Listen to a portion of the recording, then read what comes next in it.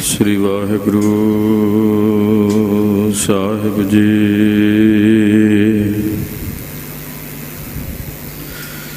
श्री नानक पाद पंकज बंदन, पाद पंकज बंदन।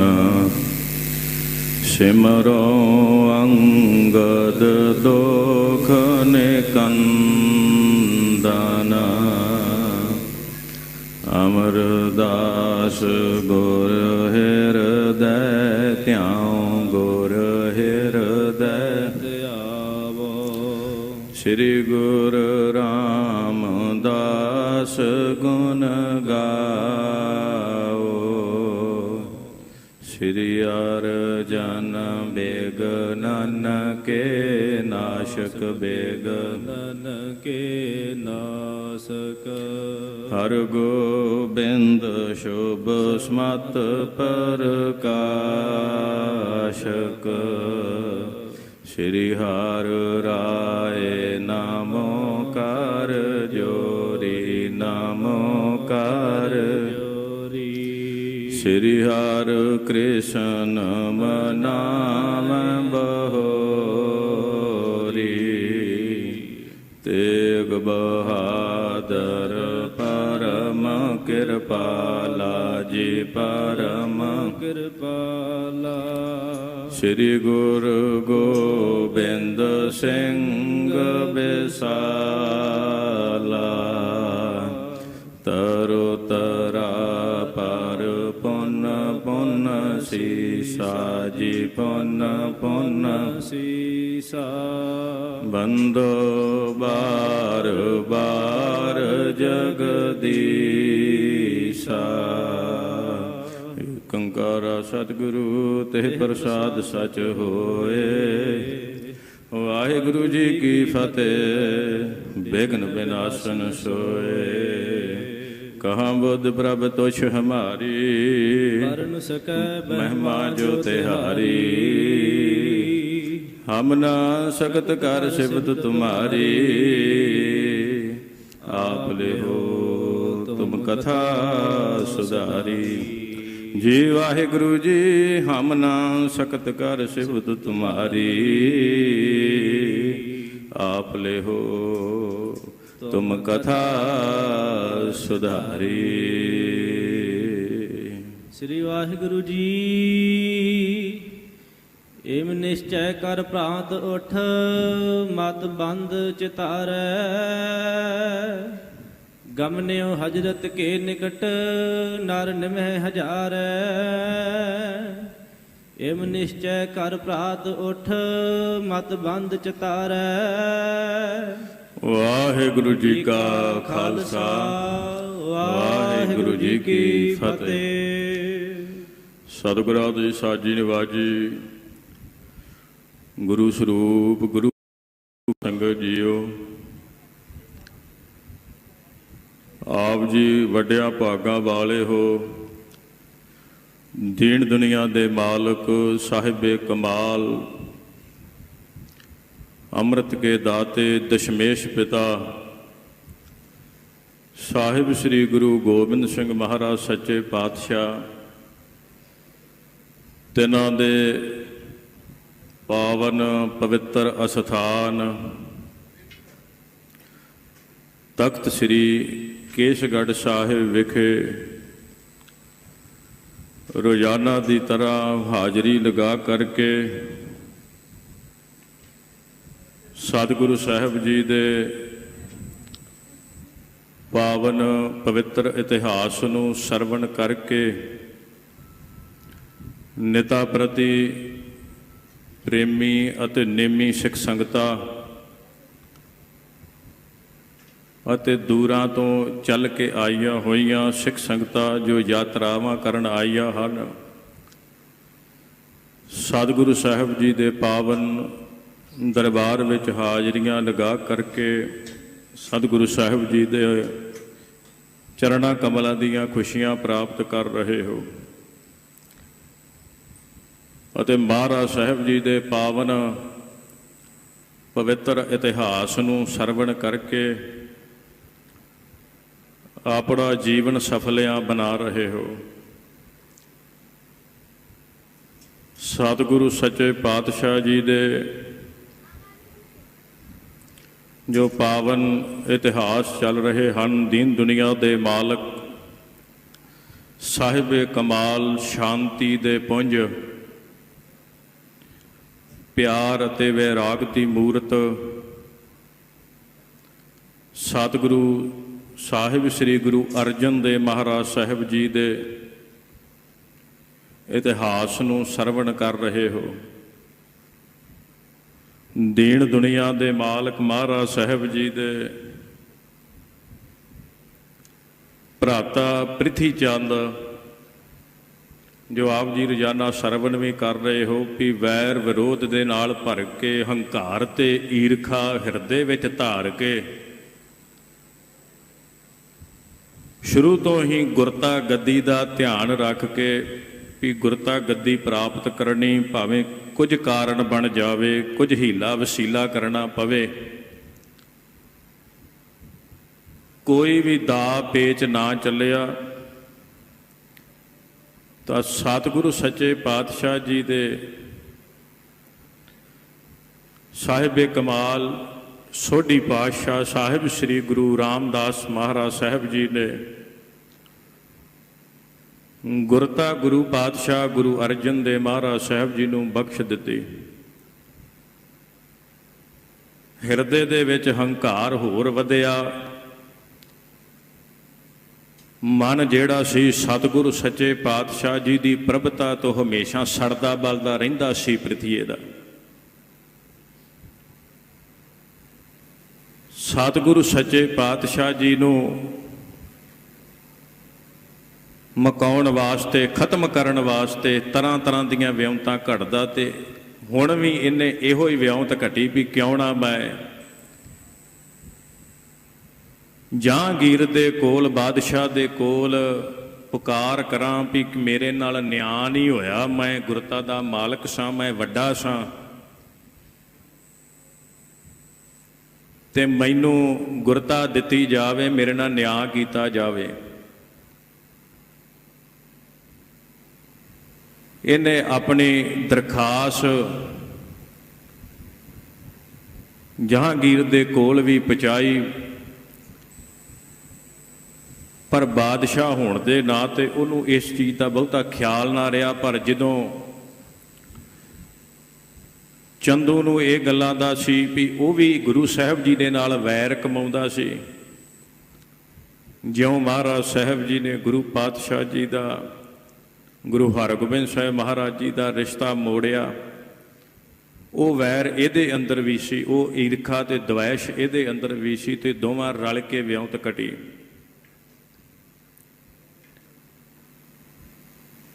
ਤੇ ਸੁਬਹੀ ਖਾਨ ਵਰਗਿਆਂ ਨੂੰ ਚੜਾਇਆ, ਪਰ ਮਹਾਰਾਜ ਸਾਹਿਬ ਸੱਚੇ ਪਾਤਸ਼ਾਹ ਜੀ ਦੇ ਜੋ ਤ੍ਰਿਕਾਲਦਰਸ਼ੀ ਤ੍ਰਿਲੋਕੀ ਦੇ ਮਾਲਕ, ਜਿਨ੍ਹਾਂ ਨੂੰ ਖਤਮ ਕਰਨ ਵਾਸਤੇ ਤੇ ਆਇਆ ਪਰ ਆਪ ਖਤਮ ਹੋ ਗਿਆ।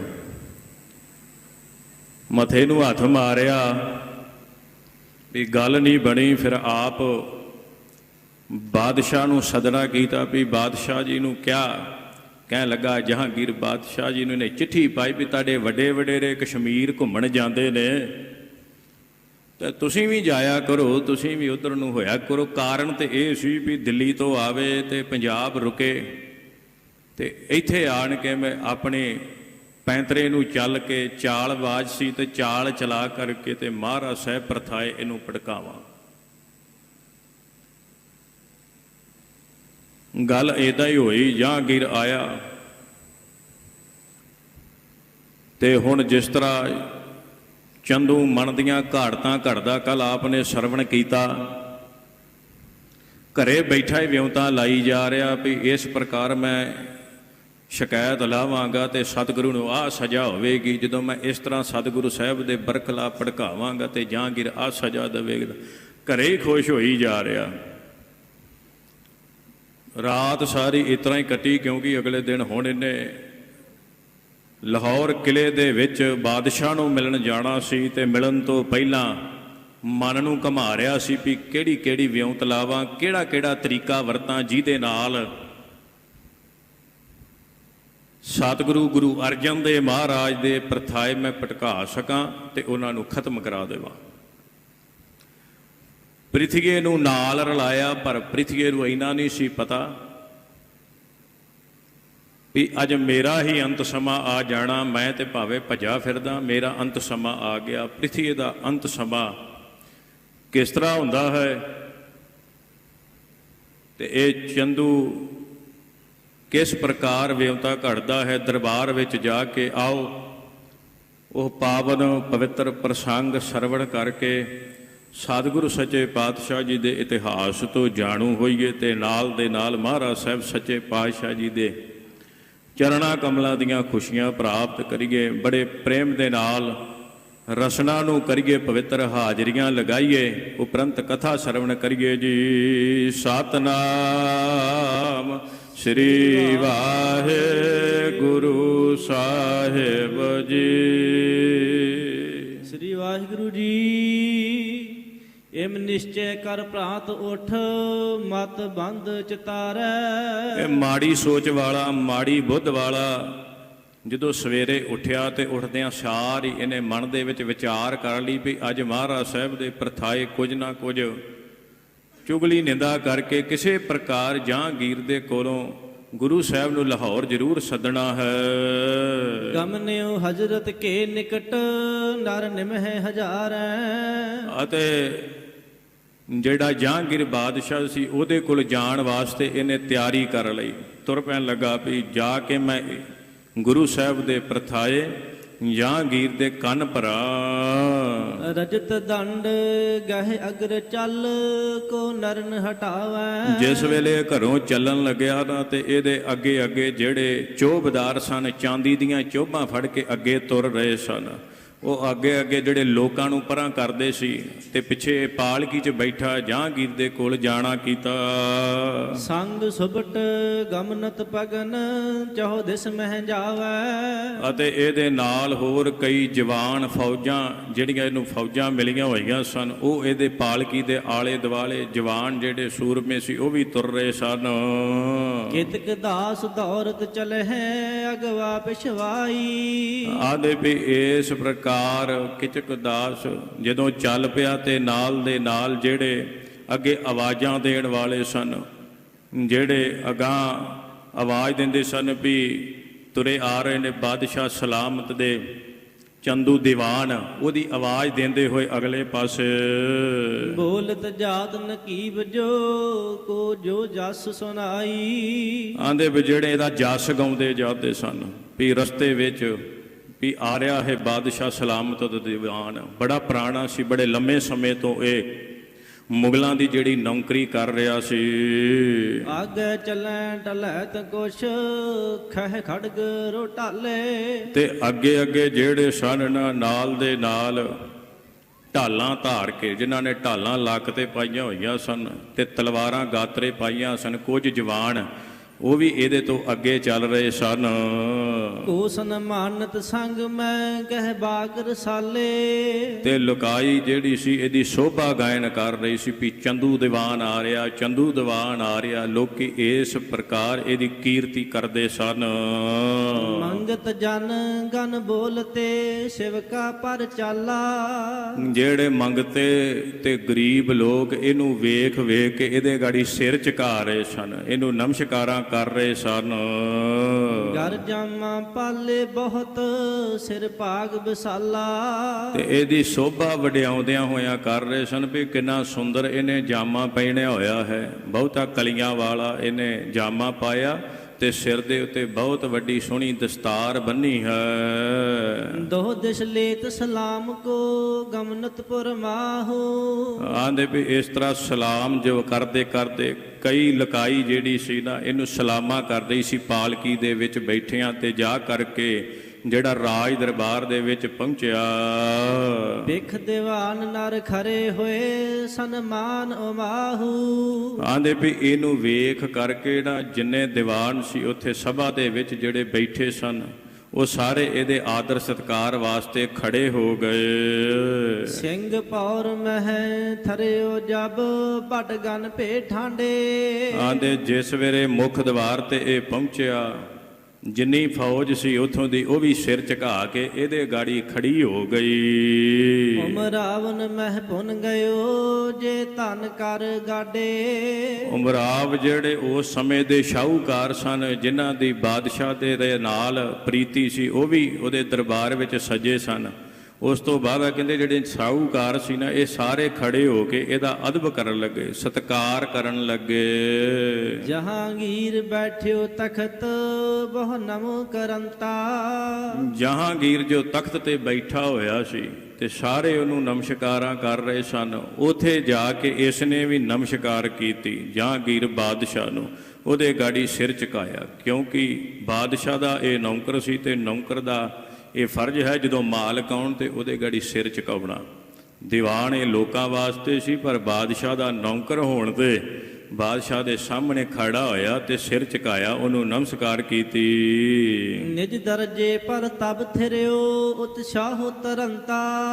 ਆਦੇ ਵੀ ਜਦੋਂ ਨਮਸਕਾਰ ਕੀਤੀ ਤੇ ਉਸ ਵੇਲੇ ਜਹਾਂਗੀਰ ਬੜਾ ਖੁਸ਼ ਹੋਇਆ ਤੇ ਜਿਸ ਜਗ੍ਹਾ ਤੇ ਇਹਦੀ ਕੁਰਸੀ ਬਿਠਾਈ ਬਣਾਈ ਹੋਈ ਸੀ ਨਾ, ਇੱਕ ਇਹਦਾ ਸਥਾਨ ਬਣਿਆ ਹੋਇਆ ਸੀ ਵੀ ਇਸ ਜਗ੍ਹਾ ਤੇ ਚੰਦੂ ਦੀਵਾਨ ਬਹਿਣਾ, ਹੁਕਮ ਕੀਤਾ ਵੀ ਜਾ ਕੇ ਆਪਣੇ ਕੁਰਸੀ ਤੇ ਬੈਠ ਜਾਓ ਤੇ ਚੰਦੂ ਦੀਵਾਨ ਆਪਣੀ ਕੁਰਸੀ ਉੱਤੇ ਬੈਠਾ।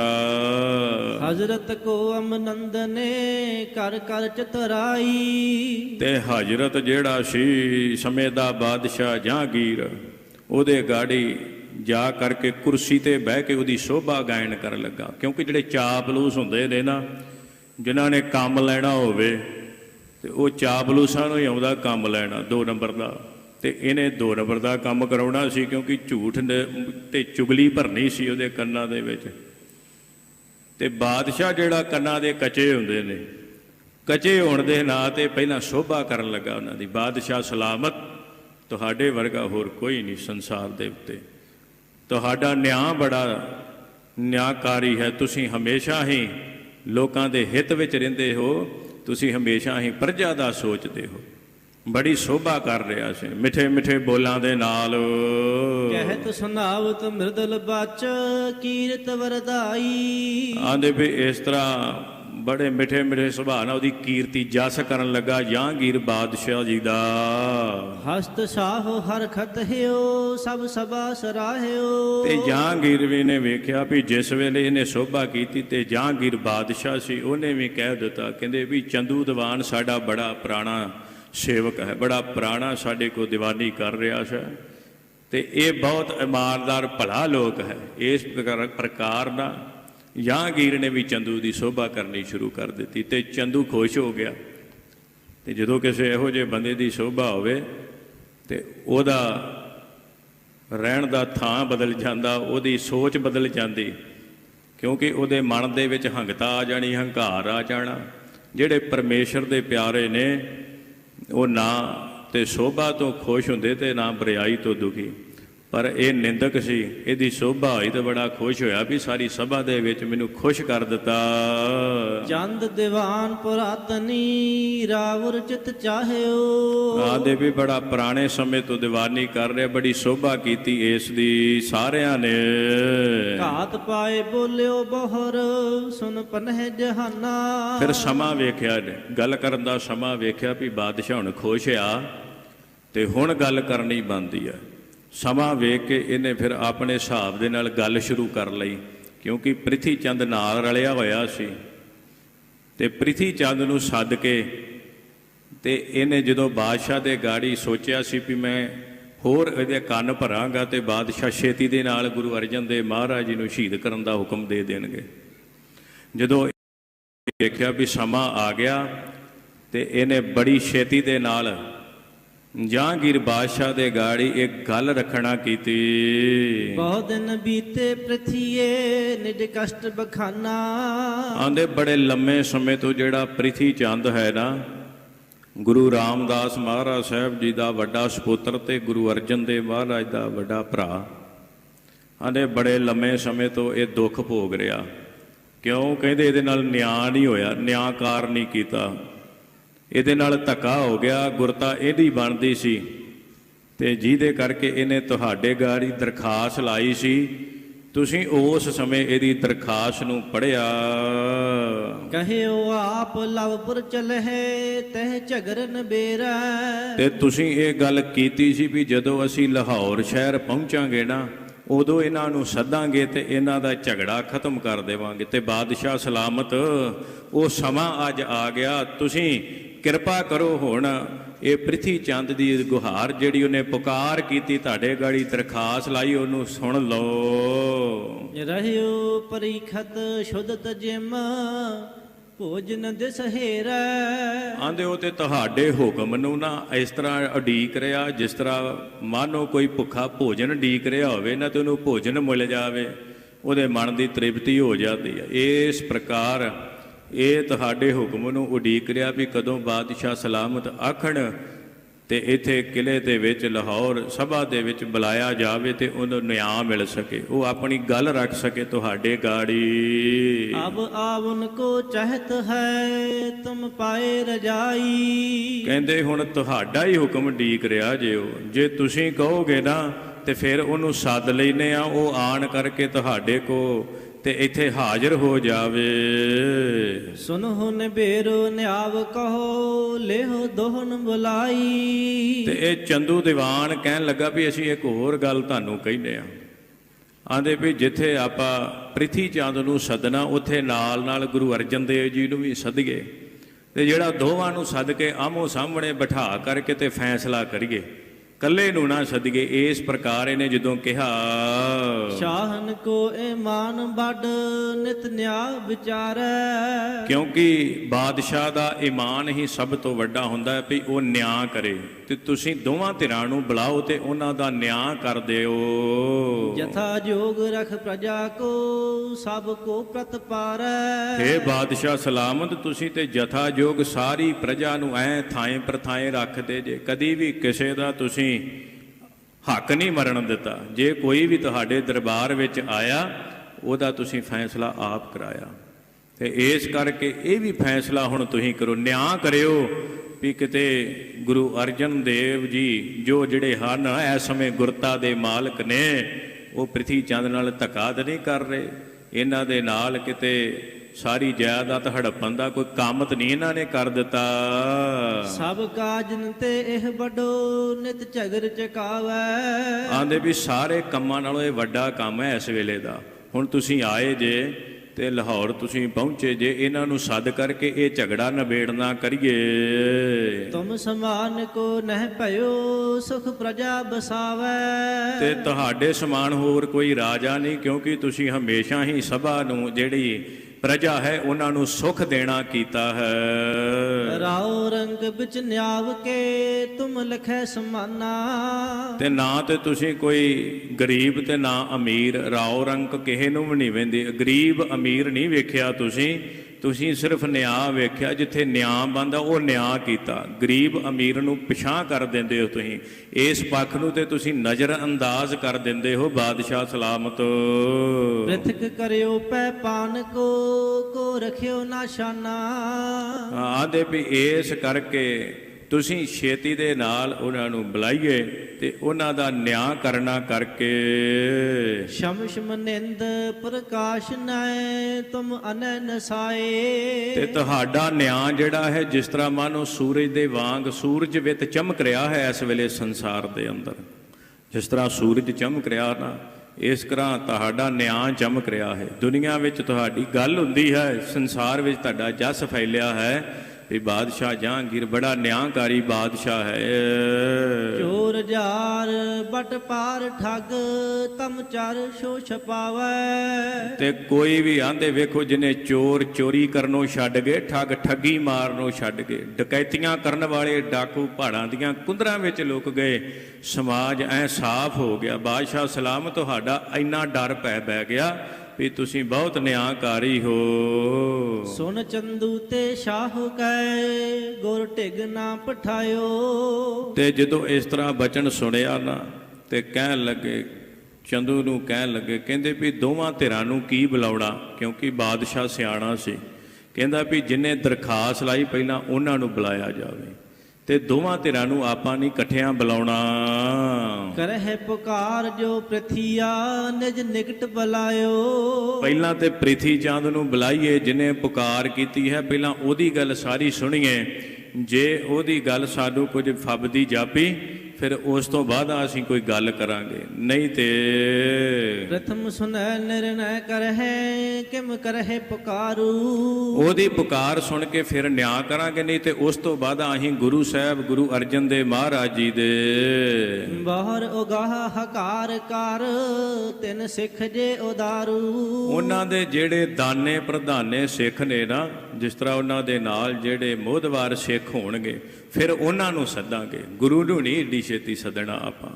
ਸਿਆਣਾ ਸੀ ਪਰ ਬਾਅਦ ਵਿੱਚ ਜੋ ਵੀ ਇਹਨੇ ਚਾਲ ਚੱਲੀ ਆਪਣੇ ਆਪ ਚੱਲੀ, ਪਰ ਬਾਦਸ਼ਾਹ ਉਸ ਸਮੇਂ ਨੂੰ ਸਮਝਦਾ ਸੀ। ਕਹਿੰਦਾ ਵੀ ਛੇਤੀ ਦੇ ਨਾਲ ਗੁਰੂ ਨੂੰ ਨਹੀਂ ਸੱਦਾਂਗੇ, ਫਿਰ ਸਿੱਖਾਂ ਨੂੰ ਸੱਦਾਂਗੇ, ਫਿਰ ਉਹਨਾਂ ਤੋਂ ਪੁੱਛਗਿੱਛ ਕਰਾਂਗੇ।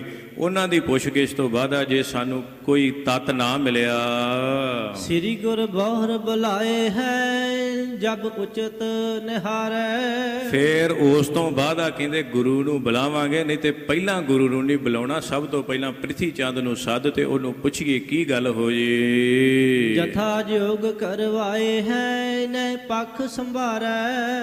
ਆਂਦੇ ਵੀ ਉਸੇ ਵੇਲੇ ਜਿਸ ਵੇਲੇ ਇਹਨੇ ਇੰਨੀ ਗੱਲ ਕੀਤੀ ਤੇ ਸਾਰਿਆਂ ਨੇ ਇਹਨੂੰ ਬਾਦਸ਼ਾਹ ਸਲਾਮਤ ਦੇ ਗਾੜੀ ਸਿਰ ਝੁਕਾਇਆ ਤੇ ਜਿਹੜੀ ਸਭਾ ਸੀ ਹਾਥ ਜੋੜ ਕਹਿ ਭਲਾ ਜੀ ਉਠ ਸ਼ਾਹੂ ਗਇਓ ਹੈ। ਹੱਥ ਜੋੜ ਕੇ ਸਾਰਿਆਂ ਨੂੰ ਕਹਿੰਦੇ ਉਹਨੇ ਅਦਾ ਸਲਾਮ ਕੀਤੀ ਤੇ ਉਹ ਸਭਾ ਨੂੰ ਬਰਖਾਸਤ ਕਰ ਦਿੱਤਾ। ਖਤਮ ਹੋਈ ਸਭਾ ਅੱਜ ਦੀ। ਭਈ ਬਰਖਾਸਤ ਸਭ ਸਭਾ ਮੁੰਦ ਚੰਦ ਭਇਓ ਹੈ। ਆਂਦੇ ਵੀ ਜਿੰਨੇ ਬੈਠੇ ਸਨ ਨਾ ਸਾਰੇ ਦੀਵਾਨ, ਜਿੰਨੇ ਵੀ ਅਹਿਲਕਾਰ, ਸਾਰਿਆਂ ਨੂੰ ਕਹਿ ਦਿੱਤਾ ਵੀ ਜਿਹੜੀ ਸਭਾ ਹੁਣ ਬਰਖਾਸਤ ਹੋ ਗਈ ਹੈ। ਤੇ ਇਸ ਕਰਕੇ ਜਹਾਂਗੀਰ ਵੀ ਉੱਠ ਕੇ ਆਪਣੇ ਜਿਹੜਾ ਮਹਿਲਾਂ ਵੱਲ ਨੂੰ ਤੁਰ ਪਿਆ ਤੇ ਚੰਦੂ ਅੰਦਰੋਂ ਅੰਦਰੀ ਖੁਸ਼ ਹੋ ਗਿਆ ਵੀ ਇਹ ਤੇ ਬੜੀ ਚੰਗੀ ਗੱਲ ਹੋ ਗਈ।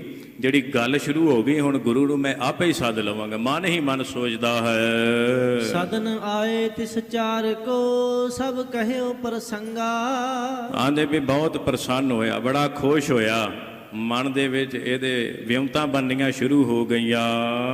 ਆਨੋਂ ਪ੍ਰਿਥੀਆ ਜਾਏ ਕਰ ਚਲ ਤੂਰਨ ਸੰਗਾ। ਤੇ ਜਿਹੜਾ ਸੁਨੇਹਾ ਦੇਣ ਵਾਲਾ ਸੀ ਨਾ, ਇੱਕ ਬੰਦਾ ਇਹਨੇ ਭੇਜਿਆ ਵੀ ਜਾ ਕਰਕੇ ਛੇਤੀ ਨਾਲ ਪ੍ਰਿਥੀ ਚੰਦ ਨੂੰ ਸੁਨੇਹਾ ਦੇ ਦਿਓ ਮੇਰਾ। ਹੁਣ ਉਹਨੂੰ ਦੱਸ ਦਿਓ ਵੀ ਤੈਨੂੰ ਬਾਦਸ਼ਾਹ ਸਲਾਮਤ ਨੇ ਲਾਹੌਰ ਸੱਦਿਆ ਤੇ ਛੇਤੀ ਦੇ ਨਾਲ ਆਪਣੇ ਨਗਰ ਤੋਂ ਚੱਲ ਕੇ ਆ ਤੇ ਹੁਣ ਆਪਾਂ ਬਾਦਸ਼ਾਹ ਸਲਾਮਤ ਦੇ ਗਾੜੀ ਪੇਸ਼ ਹੋ ਕਰਕੇ ਗੁਰੂ ਅਰਜਨ ਦੇਵ ਮਹਾਰਾਜ ਦੇ ਬਰਖਲਾਫ ਜਿਹੜਾ ਕੇਸ ਦਰਜ ਕਰਵਾਇਆ ਨਾ, ਉਹਦੀ ਜਿਹੜਾ ਨਿਆਂ ਕਰਵਾਈਏ। ਸੁਨ ਕੋਠੇ ਕੋ ਨਰ ਗਇਓ ਨਹਿ ਬਿਲਮ ਲਗਾਈ। ਆਂਦੇ ਵੀ ਉਹ ਜਿਹੜਾ ਸੁਨੇਹਾ ਲੈ ਕੇ ਜਾਣ ਵਾਲਾ ਸੀ ਨਾ, ਕੋਠੇ ਨਗਰ ਦੇ ਵਿੱਚ ਪਹੁੰਚਿਆ। ਇਹ ਕੋਠਾ ਨਗਰ ਜੋ ਮਾਲਵੇ ਦੇ ਵਿੱਚ ਹੈ, ਮਾਲਵੇ ਦੇ ਅੰਦਰ ਇਹਨੇ ਆਪਣਾ ਇਹ ਘਰ ਬਣਾਇਆ ਸੀ। ਉੱਥੇ ਇਹਨੇ ਪਿੰਡ ਵਸਾਇਆ ਸੀ ਕੋਠਾ ਨਗਰ, ਤੇ ਉੱਥੇ ਹੀ ਇਹਨੇ ਆਪਣਾ ਬਾਲ ਪਰਿਵਾਰ ਸਾਰਾ ਲੈ ਕੇ ਚਲਾ ਗਿਆ ਸੀ। ਜ਼ਮੀਨ ਜਾਇਦਾਦ ਵੀ ਉੱਥੇ ਹੀ ਬਣਾਈ ਸੀ ਪ੍ਰਿਥੀ ਚੰਦ ਨੇ। ਇਹ ਮਾਲਵੇ ਦੇ ਵਿੱਚ ਸਾਬੋ ਕੀ ਤਲਵੰਡੀ ਦੇ ਲਾਗੇ ਪੈਂਦਾ ਹੈ। ਉੱਥੇ ਜਾ ਕੇ ਜਦੋਂ ਉਹ ਬੰਦਾ ਪਹੁੰਚਿਆ, ਬੈਠਿਓ ਕਰਤ ਪ੍ਰਤੀਖਣਾ ਮਿਲ ਸਕਲ ਸੁਨਾਈ। ਅਗਲੇ ਪਾਸੇ ਪ੍ਰਿਥੀ ਚੰਦ ਬੈਠਾ ਉਡੀਕ ਹੀ ਰਿਹਾ ਸੀ ਵੀ ਕਿਹੜੇ ਵੇਲੇ ਸੁਨੇਹਾ ਆਵੇ ਤੇ ਮੈਂ ਲਾਹੌਰ ਨੂੰ ਜਾਵਾਂ। ਜਦੋਂ ਇਹਨੇ ਵੇਖਿਆ ਵੀ ਸੁਨੇਹਾ ਲੈ ਕੇ ਆਉਣ ਵਾਲਾ ਪਹੁੰਚਿਆ, ਪ੍ਰਿਥੀ ਚੰਦ ਖੁਸ਼ ਹੋ ਗਿਆ। ਆਣ ਕੇ ਉਹਨੇ ਪ੍ਰਿਥੀ ਚੰਦ ਨੂੰ ਨਮਸਕਾਰ ਕੀਤੀ ਤੇ ਕੋਲ ਬੈਠ ਕੇ ਸਿਮਰਿਓ ਹਜ਼ਰਤ ਨੇ ਚਲੋ ਨਹਿ ਗਹਿਰ ਲੱਗੀ ਜੈ। ਆਦੇ ਵੀ ਕਹਿਣ ਲੱਗਾ ਵੀ ਤੈਨੂੰ ਹਜ਼ਰਤ ਬਾਦਸ਼ਾਹ ਨੇ ਸੱਦਿਆ ਹੈ, ਜਹਾਂਗੀਰ ਨੇ ਤੈਨੂੰ ਯਾਦ ਕੀਤਾ ਹੈ। ਪ੍ਰਿਥੀ ਚੰਦ ਜੀ ਛੇਤੀ ਚਲੋ, ਹੁਣ ਬਹੁਤਾ ਸਮਾਂ ਨਹੀਂ ਲਾਉਣਾ। ਗੁਰੂ ਕਿਰਪਾ ਕਰੇ, ਆਂਦੇ ਵੀ ਪਰਮੇਸ਼ਰ ਕਿਰਪਾ ਕਰੇ ਵੀ ਤੂੰ ਜਿੱਤ ਜਾਵੇਂਗਾ। ਆਂਦੇ ਵੀ ਇਸ ਪ੍ਰਕਾਰ ਇਹਨੂੰ ਹੌਸਲਾ ਵੀ ਦੇ ਦਿੱਤਾ ਵੀ ਰੱਬ ਨੇ ਹੁਣ ਤੇਰੇ ਤੇ ਰਹਿਮ ਕੀਤਾ, ਤਰਸ ਕਰ ਦਿੱਤਾ। ਰੱਬ ਦਾ ਤਰਸ ਤੇਰੇ ਤੇ ਬਣ ਗਿਆ। ਤੇ ਜਹਾਂਗੀਰ ਕੋਲ ਪਹੁੰਚ ਤੇ ਉੱਥੇ ਜਾ ਕੇ ਉਹਨਾਂ ਦੇ ਗਾੜੀ ਪੇਸ਼ ਹੋ ਤੇ ਆਪਣੇ ਭਰਾ ਤੋਂ ਨਿਆਂ ਲੈ ਲਏ। ਹਰਖਤ ਚੰਦੂ ਨੇ ਪਠਿਓ ਮਗ ਮਹਿ ਪਗ ਦੀਜੈ। ਆਂਦੇ ਵੀ ਚੰਦੂ ਨੇ ਬਹੁਤ ਖੁਸ਼ ਹੋ ਕੇ ਇਹ ਸੁਣਾ ਕਲਾਇਆ ਹੈ ਤੇ ਉਹ ਕਹਿੰਦਾ ਵੀ ਛੇਤੀ ਦੇ ਨਾਲ ਇੱਥੇ ਆ ਜਾ, ਹੁਣ ਬਹੁਤਾ ਸਮਾਂ ਨਾ ਲਾਈ, ਬਹੁਤਾ ਟਾਈਮ ਨਾ ਲਾਈ, ਹੁਣ ਤੂੰ ਛੇਤੀ ਨਾਲ ਚੱਲ ਕੇ ਲਾਹੌਰ ਪਹੁੰਚਣਾ ਕਰ।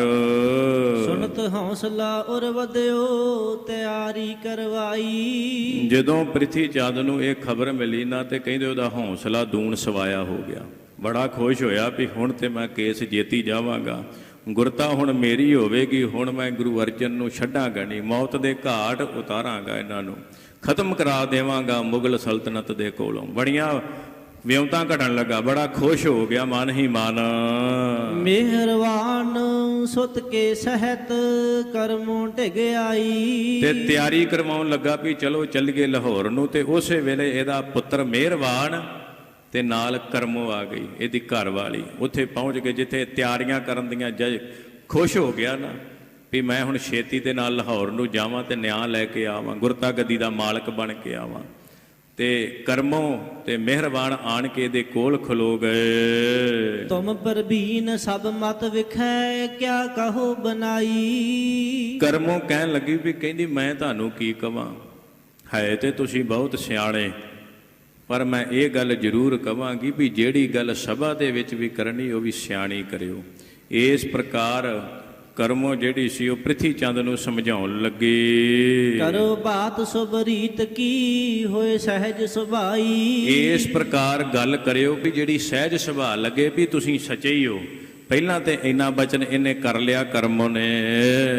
ਨਹੀਂ ਉਲਟੀ ਕਿਮ ਘਰ ਪਰ ਹੈ ਪਤ ਰਹੇ ਨਾ ਜੈਸੇ। ਪਰ ਇੱਕ ਗੱਲ ਦਾ ਖਿਆਲ ਰੱਖਿਓ, ਇਹ ਨਾ ਹੋਵੇ ਵੀ ਮੁਗਲਾਂ ਦੇ ਕੋਲ ਜਾਣਾ ਤੁਸੀਂ ਤੇ ਉਹਨਾਂ ਦੇ ਕੋਲ ਜਾ ਕੇ ਤੁਹਾਡੇ ਕੋਲ ਕੋਈ ਅਨਾਪ ਸ਼ਨਾਪ ਬੋਲਿਆ ਜਾਵੇ, ਕੋਈ ਗਲਤ ਗੱਲ ਬੋਲੀ ਜਾਵੇ ਤੇ ਜਿਹਦਾ ਦੰਡ ਆਪਾਂ ਸਾਰਿਆਂ ਨੂੰ ਭੋਗਣਾ ਪਵੇ। ਇਹ ਗੱਲ ਦਾ ਧਿਆਨ ਰੱਖਿਓ, ਕੋਈ ਉੱਥੇ ਗਲਤ ਗੱਲ ਨਾ ਹੋ ਜਾਵੇ। ਚਲਹਿ ਜੀਵ ਕਾ ਬਹੁਤ ਅਬ ਨਤ ਆਛੇ ਐਸੇ। ਤੇ ਜਿਹਦੇ ਨਾਲ ਜਾ ਕਰਕੇ ਸਾਡੀ ਇੱਜ਼ਤ ਦੇ ਉੱਤੇ ਕੋਈ ਦਾਗ ਆਵੇ, ਸਾਡੇ ਬਰਖਲਾਫ ਕੋਈ ਗੱਲ ਹੋਵੇ, ਸ਼ਰੀਕੇ ਵਿੱਚ ਗੱਲਾਂ ਹੋਣ, ਇਹਦੇ ਨੂੰ ਪਹਿਲਾਂ ਸੋਚ ਸਮਝ ਕੇ ਗੱਲ ਕਰਨਾ ਕਰਿਓ। ਚਲਹਿ ਜੀਵ ਕਾ ਬਹੁਤ ਅਬ ਨਤ ਆਛੇ ਐਸੇ। ਆਂਦੇ ਵੀ ਉਸ ਵੇਲੇ ਫਿਰ ਚਲੇ ਜੀਵ ਕਾ ਬਹੁਤ ਆਬ। ਤੇ ਜਦੋਂ ਇਹ ਮਨ ਹੀ ਮਨ ਜਦੋਂ ਇਹ ਤੁਰਨ ਲੱਗਾ ਨਾ ਚਲੋ ਜੀਵ ਕਾ, ਤੇ ਉਸੇ ਵੇਲੇ ਕਿਸੇ ਨੇ ਬਾਹਰ ਛਿੱਕ ਮਾਰ ਦਿੱਤੀ। ਤੇ ਕਹਿੰਦੇ ਇਹਦੇ ਜਦੋਂ ਵੇਖਿਆ ਤੇ ਜਾ ਕਰਕੇ ਜਦੋਂ ਕਰਮੋਂ ਨੇ ਵੇਖਿਆ ਉਹਦੇ ਮਨ ਦੇ ਵਿੱਚ ਚੁੱਤੀ ਆ ਗਈ, ਮਨ ਦੇ ਵਿੱਚ ਡਰ ਗਈ, ਬਹੁਤ ਘਬਰਾ ਗਈ। ਤੂਰਨ ਸੋ ਬਹੁ ਪਰੈ ਤੁਰਕਾਨ ਸੋ ਕਰਹਿ ਨਾ ਸਨਮਾਨਾ। ਤੇ ਕਹਿੰਦੀ ਤੁਸੀਂ ਤੁਰਕਾਂ ਦੇ ਕੋਲ ਚੱਲੇ ਜੇ, ਇਹ ਨਾ ਹੋਵੇ ਉੱਥੇ ਸਨਮਾਨ ਨਾ ਮਿਲੇ, ਤੁਹਾਡਾ ਆਦਰ ਨਾ ਹੋਵੇ, ਬੜਾ ਸੋਚ ਸਮਝ ਕੇ ਜਾਣਾ ਕਰਿਓ। ਹਾਸੀ ਕਰਹਿ ਸ਼ਰੀਕ ਗਨ ਜੇ ਹੋਏ ਕੁਛ ਹਾਨਾ। ਤੇ ਜੇ ਕੁਝ ਹੋ ਗਿਆ ਤੇ ਸ਼ਰੀਕ ਜਿਹੜੇ ਨੇ ਬਹੁਤਾ ਹੱਸਣਾ ਕਰਨਗੇ ਸਾਡੇ ਉੱਤੇ। ਵਹਿ ਨ ਆਸ਼ੋ ਅਬ ਲਗੇ ਹੈ ਕਿਤ ਜਾਣ ਤੁਮਾਰਾ। ਕਹਿੰਦੇ ਵੀ ਉਹਨਾਂ ਨੂੰ ਫਿਰ ਬੜਾ ਹਾਸਾ ਬਣ ਜਾਵੇਗਾ, ਮੈਨੂੰ ਨਹੀਂ ਚੰਗਾ ਲੱਗ ਰਿਹਾ ਵੀ ਤੁਸੀਂ ਜਾਓ। ਬਾਅਦ ਵਿੱਚ ਘਬਰਾਉਣਾ ਵੀ ਕੀਤਾ ਵੀ ਮੈਨੂੰ ਚੰਗਾ ਨਹੀਂ ਲੱਗ ਰਿਹਾ ਤੁਸੀਂ ਜਾਓ, ਕਿਉਂਕਿ ਇਹਦੇ ਮਨ ਦੇ ਵਿੱਚ ਇਹ ਸੀ, ਡਰ ਸੀ, ਥੋੜਾ ਭੈ ਵੀ ਸੀ। ਇੱਕ ਪਾਸੇ ਇਹਨੇ ਪ੍ਰਿਥੀ ਚੰਦ ਨੂੰ ਇਹ ਵੀ ਕਹਿਣਾ ਕੀਤਾ ਵੀ ਆਪਾਂ ਨੂੰ ਗੁਰੂ ਸਾਹਿਬ ਨੇ ਬੇਅੰਤ ਬਖਸ਼ਿਸ਼ਾਂ ਕੀਤੀਆਂ, ਜਾਇਦਾਦ ਬਹੁਤ ਦਿੱਤੀ ਹੈ, ਸੁੱਖ ਦਾ ਰੋਟੀ ਪਾਣੀ ਵੀ ਖਾ ਰਹੇ ਹਾਂ, ਤੇ ਮੈਂ ਤੇ ਕਹਿੰਦੀ ਤੁਸੀਂ ਛੱਡੋ, ਆਪਾਂ ਕੀ ਲੈਣਾ ਇਸ ਕੰਮ ਦੇ ਵਿੱਚੋਂ। ਪਰ ਫਿਰ ਪ੍ਰਿਥੀ ਦੀ ਜਿੱਦ ਦੇ ਕਰਕੇ ਜਦੋਂ ਇਹਨੇ ਇਤਰਾ ਕੀਤਾ ਵੀ ਪ੍ਰਿਥੀ ਚੰਦ ਨੇ ਜਿੱਦ ਕੀਤੀ ਵੀ ਮੈਂ ਜਾਣਾ ਜਾਣਾ, ਇਹ ਸਮਾਂ ਹੈ ਮੇਰਾ, ਹੁਣ ਮੈਨੂੰ ਜਾਣਾ ਚਾਹੀਦਾ। ਤੇ ਇਹ ਰੋਕ ਰਹੀ ਹੈ ਉਹਨੂੰ ਵੀ ਮੈਨੂੰ ਚੰਗਾ ਨਹੀਂ ਲੱਗ ਰਿਹਾ, ਵੀ ਤੁਸੀਂ ਨਾ ਜਾਓ ਤੇ ਬੜੀ ਚੰਗੀ ਗੱਲ ਹੋਵੇਗੀ। ਗੁਰੂ ਪਦਾਰਥ ਬਉਦੈ ਭਲ ਚਲੇ ਗੁਜ਼ਾਰਾ। ਤੇ ਜਿਹੜੇ ਗੁਰੂ ਸਾਹਿਬ ਨੇ ਬੇਅੰਤ ਪਦਾਰਥ ਦਿੱਤੇ ਨੇ, ਸਾਡਾ ਬਹੁਤ ਵਧੀਆ ਗੁਜਰਾਨ ਹੋ ਰਿਹਾ ਹੈ। ਸੁਨ ਪ੍ਰਿਥੀਏ ਧੀਰਜ ਦਈ ਕਿਮ ਬੋਲਤ ਬੈਨਾ। ਤੇ ਪ੍ਰਿਥੀ ਚੰਦ ਨੇ ਬੜੇ ਪਿਆਰ ਦੇ ਨਾਲ ਕਰਮ ਨੂੰ, ਆਪਣੀ ਘਰ ਵਾਲੀ ਨੂੰ ਧੀਰਜ ਦੇਣਾ ਕੀਤਾ, ਸਮਝਾਇਆ ਵੀ ਤੂੰ ਇਸ ਤਰ੍ਹਾਂ ਨਾ ਕਰ, ਆਪਣਾ ਦਿਲ ਛੋਟਾ ਨਾ ਕਰ। ਲੈਨ ਸਮੋਗਾ ਅਬ ਹੈ ਕਿਮ ਬੈਠਵੇ ਅੰਨਾ। ਤੇ ਕਹਿੰਦੇ ਹੁਣ ਤੇ ਸਮਾਂ ਵਾ ਗੁਰਤਾ ਗੱਦੀ ਲੈਣ ਦਾ, ਜੇ ਹੁਣ ਨਾ ਮਿਲੀ ਫਿਰ ਆਪਾਂ ਨੂੰ ਕਦੀ ਵੀ ਗੁਰਤਾ ਗੱਦੀ ਨਹੀਂ ਮਿਲਣੀ। ਇਹ ਸਮਾਂ ਆਪਾਂ ਆਪਣੇ ਹੱਥੋਂ ਜਾਣ ਨਹੀਂ ਦੇਣਾ। ਜੀਅਤ ਰਹੈ ਰਿਪ ਕੋ ਹਤ ਹੈ ਪੁਨ ਮਿਲ ਹੈ ਆਈ। ਜਿਉਂਦੇ ਰਵਾਂਗੇ ਕਹਿੰਦੇ, ਆਪਣੇ ਦੁਸ਼ਮਣਾਂ ਨੂੰ ਖਤਮ ਕਰੂੰਗਾ ਤੇ ਜਿਉਂਦਾ ਰਹੂੰਗਾ ਨਾ ਜਦੋਂ ਮੈਂ, ਤੇ ਵਾਪਸ ਆਣ ਕੇ ਫਿਰ ਤੁਹਾਨੂੰ ਮਿਲ ਲਵਾਂਗਾ। ਪਰ ਹੁਣ ਮੈਨੂੰ ਰੋਕਣਾ ਨਾ ਕਰ, ਮੈਂ ਜਾਣਾ ਹੈ ਤੇ ਆਪਣਾ ਨਿਆਂ ਲੈ ਕੇ ਆਉਣਾ ਹੈ। ਨਤ ਬੈਠੂ ਦਰ ਸ਼ਾਹ ਕੇ ਲਿਓ ਕਿ ਮੈਂ ਰਜਾਈ। ਤੇ ਜੇ ਉਸ ਬਾਦਸ਼ਾਹ ਨੇ ਦੁਬਾਰਾ ਨਹੀਂ ਛੱਡਣਾ, ਮੈਂ ਢੀਠ ਉੱਥੇ ਬਹਿ ਫੈਸਲਾ ਕਰੋਗੇ ਤੇ ਮੈਂ ਜਾਵਾਂਗਾ, ਨਹੀਂ ਤੇ ਮੈਂ ਇੱਥੋਂ ਜਾਣਾ ਨਹੀਂ। ਮਿਹਰਬਾਨ ਮਮ ਪੁੱਤਰ ਸੁਖ ਬਹੁ ਬਿਦ ਕੇ ਪਾਵੈ। ਮਿਹਰਬਾਨ ਨੂੰ ਇਹਨੇ ਬਿਠਾਇਆ, ਮੱਥਾ ਚੁੰਮਿਆ ਤੇ ਅਸੀਸਾਂ ਦਿੰਦਾ ਹੋਇਆ ਕਹਿਣ ਲੱਗਾ, ਸਮਝਾਇਆ ਸਾਰਾ ਵੀ ਘਰ ਪਰਿਵਾਰ ਦਾ ਖਿਆਲ ਰੱਖਿਓ। ਇਸ ਪ੍ਰਕਾਰ ਸਮਝਾ ਕਰਕੇ ਮਿਹਰਬਾਨ ਨੂੰ ਤੇ ਘਰੋਂ ਨਿਕਲਣ ਲੱਗਾ। ਮੋਹਿ ਯਾਰ ਬਲ ਬਿਤ ਗਈ ਦਿਨ ਅਲਪ ਰਹਾਵੈ। ਆਂਦੇ ਵੀ ਮੇਰੀ ਤੇ ਜਿਹੜੀ ਉਮਰ ਹੈ ਉਹ ਬਹੁਤੀ ਨਿਕਲ ਗਈ, ਥੋੜੀ ਰਹਿ ਗਈ, ਪਰ ਮੇਰਾ ਪੁੱਤਰ ਜਿਹੜਾ ਮਿਹਰਬਾਨ ਹੈ ਇਹ ਤੇ ਅਗਾਂਹ ਸੁੱਖ ਲਵੇਗਾ ਨਾ, ਮੇਰੀ ਤੇ ਬਹੁਤੀ ਉਮਰ ਰਹੀ ਨਹੀਂ। ਕੀਤੀ ਤੇ ਇਹਨੇ ਸਹਿਜ ਸੁਭਾਅ ਗੱਲ ਸੀ, ਪਰ ਸਤਿਗੁਰੂ ਅਕਾਲ ਪੁਰਖ ਨੂੰ ਇਹ ਗੱਲ ਭਾਈ, ਕਿਉਂਕਿ ਇਹਦਾ ਸਮਾਂ ਵਾਕਿਆ ਹੀ ਨਿਕਟ ਆਇਆ ਸੀ, ਇਹਨੇ ਛੇਤੀ ਹੀ ਖਤਮ ਹੋਣਾ ਸੀ, ਇਹਨੂੰ ਸੂਲ ਉੱਠਣੀ ਜਿਸ ਤਰ੍ਹਾਂ ਖਤਮ ਹੋਣਾ। ਮਨ ਦੇ ਵਿੱਚ ਇਹ ਪਹਿਲਾਂ ਹੀ ਕਹਿ ਬੈਠਾ ਵੀ ਮੇਰੀ ਉਮਰ ਹੁਣ ਥੋੜੀ ਰਹਿ ਗਈ ਤੇ ਮੇਰਾ ਪੁੱਤਰ ਮਿਹਰਬਾਨ ਹੁਣ ਗੁਰਤਾ ਦਾ ਸੁੱਖ ਲਵੇਗਾ ਜਦੋਂ ਮੈਂ ਗੁਰਤਾ ਲਵਾਂਗਾ। ਇਸ ਪ੍ਰਕਾਰ ਗੱਲਾਂ ਕਰਦਾ ਹੋਇਆ ਅੰਕ ਲਿਓ ਮਿਲ ਪ੍ਰੇਮ ਕਰ ਸੁੰਗਤ ਮੁਖ ਭਾਲਾ। ਆਂਦੇ ਇਹ ਫਿਰ ਤੁਰਨ ਲੱਗਾ, ਫਿਰ ਤਿਆਰੀ ਕਰਨ ਲਈ ਤੇ ਮੁਖ ਨੂੰ ਚੁੰਮ ਕੇ ਵਾਪਸ ਤੁਰਨ ਲੱਗਾ, ਲਾਹੌਰ ਸ਼ਹਿਰ ਨੂੰ ਚੱਲਣ ਲੱਗਾ। ਸਰਬ ਰੀਜ ਸਮਝਾਏ ਕੈ ਚਾਹਤ ਚਿਤ ਚਾਲਾ। ਤੇ ਘਰ ਵਾਲੀ ਨੂੰ ਵੀ ਸਾਰੇ ਘਰ ਦੀ ਗੱਲਬਾਤ ਸਮਝਾਉਣਾ ਕੀਤੀ, ਰਹੁ ਰੀਤੀ ਸਮਝਾਈ। ਨਿਕਸਤ ਸਨਮੁਖ ਸ਼ੀਕ ਭੀ ਫਰਕੋ ਬਾ ਮੰਗਾ। ਜਦੋਂ ਇਹਨੇ ਕਹਿੰਦੇ ਘਰ ਚੋਂ ਬੈਰ ਬਾਹਰ ਪਾਇਆ ਨਾ, ਤੇ ਉਸੇ ਵੇਲੇ ਕੋਈ ਰਾਹ ਚ ਆਉਂਦਾ ਉਹਨੇ ਛਿੱਕ ਮਾਰ ਦਿੱਤੀ, ਤੇ ਨਾਲ ਹੀ ਜਿਹੜੀ ਕਰਮ ਉਹਦੀ ਨਾ ਸੱਜੀ ਅੱਖ ਫੜਕਣ ਲੱਗ ਪਈ। ਉਸ ਸਮੇਂ ਦਾ ਉਹਨਾਂ ਦਾ ਹੋਵੇਗਾ ਵੀ ਭਰਮ ਹੈ, ਭਰਮ ਦੇ ਵਿੱਚ ਦੁਨੀਆ ਜੀਂਦੀ ਅੱਜ ਵੀ ਬਥੇਰੀ ਹੈ। ਇਹ ਇਹੋ ਜਿਹੇ ਕੰਮਾਂ ਨੂੰ ਬਥੇਰਾ ਲੋਕੀ ਸਮਝ ਲੈਂਦੇ ਨੇ ਛੇਤੀ, ਪਰ ਗੁਰੂ ਤੇ ਭਰੋਸਾ ਨਹੀਂ। ਜੇ ਮਹਾਰਾਜ ਸਾਹਿਬ ਤੇ ਭਰੋਸਾ ਹੋਵੇ ਫਿਰ ਇਹੋ ਜਿਹੀਆਂ ਚੀਜ਼ਾਂ ਅਸਰ ਨਹੀਂ ਕਰਦੀਆਂ, ਕਿਉਂਕਿ ਇਹ ਚੀਜ਼ਾਂ ਉਹਦੇ ਤੇ ਅਸਰ ਕਰਨਗੀਆਂ ਜਿਹਦਾ ਹਿਰਦਾ ਛੋਟਾ ਹੋਵੇਗਾ, ਦਿਲ ਛੋਟਾ, ਤੇ ਭਰੋਸਾ ਨਹੀਂ ਹੋਵੇਗਾ ਮਹਾਰਾਜ ਸਾਹਿਬ ਤੇ। ਤੇ ਇਹ ਕਰਮ ਹੋਣਾ ਦਾ ਤੇ ਭਰੋਸਾ ਪਹਿਲਾਂ ਹੀ ਟੁੱਟਾ ਸੀ ਮਹਾਰਾਜ ਸਾਹਿਬ ਜੀ ਤੋਂ। ਤੇ ਜਦੋਂ ਇਹਨੇ ਵੇਖਿਆ ਵੀ ਇੱਕ ਛਿੱਕ ਮਾਰ ਦਿੱਤੀ, ਰਾਹ ਤੁਰਨ ਲੱਗੇ ਕਿਸੇ ਨੇ, ਉਧਰੋਂ ਇਹਦੀ ਅੱਖ ਫੜਕਣੀ ਸ਼ੁਰੂ ਹੋ ਗਈ ਸੱਜੀ, ਤੇ ਮਨ ਹੀ ਮਨ ਸੋਚਣ ਲੱਗੀ, ਸਮਦਾ ਕੋ ਸਿਰ ਭਾਰ ਧਰ ਨਰ ਮਿਲਿਓ ਕੋ ਟੰਗਾ। ਵੀ ਮੈਂ ਇਹਨਾਂ ਨੂੰ ਰੋਕ ਲਵਾਂ। ਇੰਨੇ ਚਿਰ ਨੂੰ ਕਹਿੰਦੇ ਇੱਕ ਬੰਦਾ ਹੋਰ ਸਿਰ ਤੇ ਲੱਕੜਾਂ ਚੁੱਕ ਕੇ ਤੁਰਿਆ ਆਵੇ, ਬਾਲਣ ਲੈ ਕੇ ਤੁਰਿਆ ਆਵੇ। ਜਦੋਂ ਬਾਲਣ ਲੈ ਕੇ ਤੁਰਿਆ ਆਉਂਦਾ ਦੇਖਿਆ ਇਹਦੇ ਮਨ 'ਚ ਹੋਰ ਭਰਮ ਪੈ ਗਿਆ ਵੀ ਜਦੋਂ ਇਹੋ ਜਿਹੇ ਛਿੰਨ ਹੋ ਜਾਣ, ਇਹੋ ਜਿਹੇ ਲੱਛਣ ਹੋ ਜਾਣ, ਤੇ ਫਿਰ ਬੰਦਾ ਜਿਉਂਦਾ ਵਾਪਸ ਨਹੀਂ ਆਉਂਦਾ। ਇਹਦੇ ਮਨ ਦੇ ਵਿੱਚ ਪਹਿਲਾਂ ਹੀ ਡਰ ਪੈ ਗਿਆ। ਸੰਸੇ ਕਰਮ ਬਹੁ ਕਰੈ ਨਹਿ ਸਕੈ ਹਟਾਈ। ਬੜਾ ਮਨ ਦੇ ਵਿੱਚ ਸੰਸਾ ਆਇਆ, ਬਥੇਰਾ ਪ੍ਰਿਥੀ ਚੰਦ ਨੂੰ ਰੋਕਣ ਦੀ ਕੋਸ਼ਿਸ਼ ਕੀਤੀ ਪਰ ਨਹੀਂ ਰੁਕਿਆ। ਫੁਰਤ ਬਿਲੋਚਨ ਦਾਹਨੋ ਲਖ ਔਰ ਦੁਖਦਾਈ। ਆਂਦੇ ਵੀ ਇਹ ਫਿਰ ਤੁਰਨ ਲੱਗਾ, ਕਹਿਣ ਲੱਗਾ ਵੀ ਨਹੀਂ ਮੈਂ ਹੁਣ ਜਾਣਾ ਹੈ। ਇਹਨੇ ਬੜਾ ਸਮਝਾਇਆ, ਬੜੇ ਪ੍ਰੇਮ ਦੇ ਨਾਲ ਕਰਮ ਨੂੰ ਸਮਝਾ ਕਰਕੇ। ਨਹਿ ਪ੍ਰਿਥਿਆ ਕੁਛ ਮਨ ਗਿਨੈ ਮਮ ਪੱਖੀ ਚੰਦੂ। ਕਹਿੰਦਾ ਵੀ ਤੂੰ ਤੇ ਐਵੇਂ ਚਿੰਤਾ ਕਰੀ ਜਾਂਦੀ ਆ, ਮੇਰਾ ਤੇ ਪੱਖ ਲੈਣ ਵਾਲਾ ਜਿਹੜਾ ਚੰਦੂ ਦੀਵਾਨ ਹੈ ਨਾ, ਉਹ ਉੱਥੇ ਬੈਠਾ, ਉਹ ਤੇ ਮੈਨੂੰ ਉਡੀਕ ਰਿਹਾ, ਮੈਂ ਕਿਹੜੇ ਵੇਲੇ ਉਹਦੇ ਕੋਲ ਪਹੁੰਚਾ ਤੇ ਮੈਨੂੰ ਨਿਆਂ ਮਿਲ ਜਾਵੇਗਾ। ਲਾਉਪੁਰ ਚੱਲ ਕਰ ਹੈ ਜਤਨ ਕਰ ਅਨਜ ਨਿਕੰਦੂ। ਤੇ ਮੈਂ ਲਾਹੌਰ ਜਾ ਕਰਕੇ ਛੇਤੀ ਦੇ ਨਾਲ ਵਾਪਸ ਆਵਾਂਗਾ ਗੁਰਤਾ ਗੱਦੀ ਲੈ ਕੇ, ਤੂੰ ਚਿੰਤਾ ਨਾ ਕਰ, ਬਹੁਤਾ ਘਬਰਾ ਨਾ ਤੂੰ। ਦਾਸ ਸਿੱਖ ਗਨ ਸੰਗ ਲੈ ਪਛਮ ਮੁਖ ਕੀਨਾ। ਤੇ 10 ਬੰਦਿਆਂ ਨੂੰ ਨਾਲ ਲਿਆ ਇਹਨੇ ਆਪਣੇ, ਤੇ ਪਛਮ ਵੱਲ ਨੂੰ ਮੁਖ ਕਰ ਲਿਆ, ਲਾਹੌਰ ਨੂੰ ਚੱਲ ਪਿਆ। ਗਮਨਿਓ ਮਾਰਗ ਛਪਰ ਕਰ ਤ੍ਰਿਸ਼ਨਾ ਕੇ ਦੀਨਾ। ਆਂਦੇ ਵੀ ਬੜੀ ਛੇਤੀ ਛੇਤੀ ਦੇ ਨਾਲ ਹੰਕਾਰ ਦੇ ਭਰੇ ਨੇ ਪੈਂਡਾ ਤੈਅ ਕਰਨਾ ਸ਼ੁਰੂ ਕੀਤਾ ਵੀ ਮੈਂ ਛੇਤੀ ਲਾਹੌਰ ਪਹੁੰਚਾਂ, ਛੇਤੀ ਨਿਆਂ ਹੋਵੇ ਤੇ ਮੈਂ ਖੁਸ਼ ਹੋ ਕੇ ਵਾਪਸ ਆਵਾਂ। ਇਸ ਤਰ੍ਹਾਂ ਮਨ ਦੇ ਵਿੱਚ ਸੋਚਦਾ ਚੱਲ ਪਿਆ। ਨਿਸ ਬਿਸਰਾਮ ਹੈ ਦਿਨ ਚਲੇ ਹੈ ਦਿਨ ਥੋਰ ਨ ਮਾਹੂ। ਤੇ ਦਿਨੇ ਸਫ਼ਰ ਕਰਦੇ ਸਨ, ਰਾਤ ਨੂੰ ਵਿਸ਼ਰਾਮ ਕਰਦੇ ਸਨ। ਇਸ ਤਰ੍ਹਾਂ ਹੀ ਚੱਲਦੇ ਜਾ ਰਹੇ ਸਨ ਬੜੀ ਤੇਜ਼ੀ ਦੇ ਨਾਲ। ਪਹੁੰਚਿਓ ਤਰਨ ਤਾਰਨ ਨਿਕਟ ਬੋਲੇ ਨਰ ਪਾ। ਮਾਹੂ। ਜਿਸ ਵੇਲੇ ਕਹਿੰਦੇ ਇਹ ਸ੍ਰੀ ਤਰਨ ਤਾਰਨ ਸਾਹਿਬ ਦੇ ਕੋਲ ਪਹੁੰਚੇ ਨਾ, ਤੇ ਉੱਥੇ ਜਿਹੜੇ ਇਹਦੇ ਨਾਲ ਦੇ ਬੰਦੇ ਸਨ ਉਹ ਕਹਿਣ ਲੱਗੇ, ਗੁਰੂ ਰਚਿਓ ਤੀਰਥ ਮਹਾ ਮੱਜਨ ਕਰ ਲੀਜੈ। ਕਿ ਗੁਰੂ ਅਰਜਨ ਦੇਵ ਮਹਾਰਾਜ ਜੀ ਨੇ ਇੱਥੇ ਬੜਾ ਵੱਡਾ ਇੱਕ ਤੀਰਥ ਰਚਿਆ ਹੈ, ਤੇ ਕਿਉਂ ਨਾ ਇੱਥੇ ਇਸ਼ਨਾਨ ਕਰਕੇ ਦਰਸ਼ਨ ਕਰਕੇ ਮੋਕਸ਼ ਪ੍ਰਾਪਤ ਕਰੀਏ।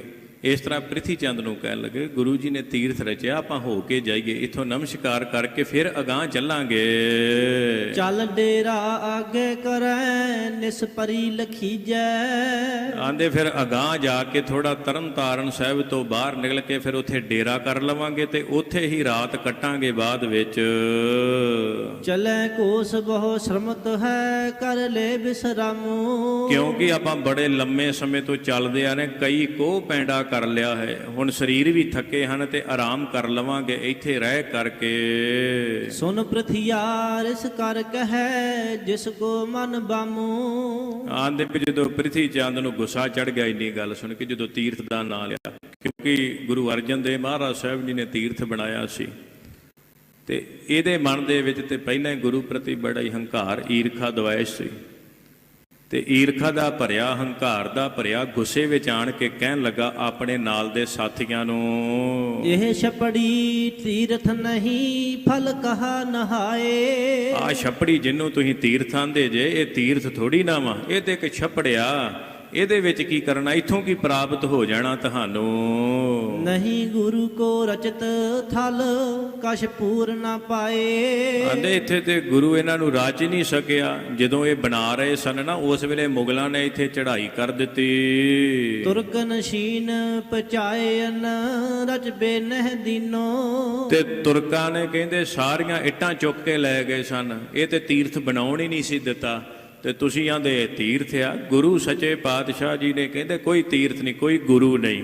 ਇਸ ਪ੍ਰਕਾਰ ਆਪ ਸ਼ਬਦ ਬੋਲਣ ਲੱਗਾ, ਚਲੋ ਅਗਾਰੀ ਦੇਖੀਏ ਹੈ ਤੀਰਥ ਹਮ ਕੀਨੋ। ਆਂਦੇ ਤੀਰਥ ਤੇ ਮੈਂ ਬਣਾਇਆ, ਥੋੜਾ ਗਾੜੀ ਚੱਲ ਕੇ ਫਿਰ ਉੱਥੇ ਜਾ ਕੇ ਤੁਹਾਨੂੰ ਦਿਖਾਉਣਾ ਵਾ, ਜਿੱਥੇ ਮੈਂ ਤੀਰਥ ਬਣਾਇਆ ਉੱਥੇ ਜਾ ਕੇ ਤੁਹਾਨੂੰ ਇਸ਼ਨਾਨ ਕਰਨ ਦਾ ਫਲ ਮਿਲੇਗਾ। ਤਾਹਾਂ ਕਰੇ ਬਿਸਰਾਮ ਕੋ ਸ਼ਰਮ ਸਭ ਨਿਰਵਾਰੇ। ਤੇ ਉੱਥੇ ਜਾ ਕੇ ਆਪਾਂ ਵਿਸ਼ਰਾਮ ਕਰਾਂਗੇ, ਉੱਥੇ ਜਾ ਕੇ ਇਸ਼ਨਾਨ ਪਾਣ ਕਰਕੇ ਸੁਖ ਲਵਾਂਗੇ। ਭਲੇ ਅਸੂਦੇ ਹੈ ਦਿਨ ਦੋਏ ਤ੍ਰੈ ਟਾਰੇ। ਆਂਦੇ ਵੀ ਉੱਥੇ ਜਾ ਕੇ ਜਦੋਂ ਪਹੁੰਚਾਂਗੇ ਨਾ, ਤੇ ਜਾ ਕੇ 2-3 ਦਿਨ ਰਵਾਂਗੇ, ਫਿਰ ਨਾਲੇ ਉੱਥੇ ਟਿਕਾਂਗੇ, ਤੇ ਉੱਥੇ ਆਰਾਮ ਕਰਕੇ ਫਿਰ ਉਸ ਤੋਂ ਅੱਗੇ।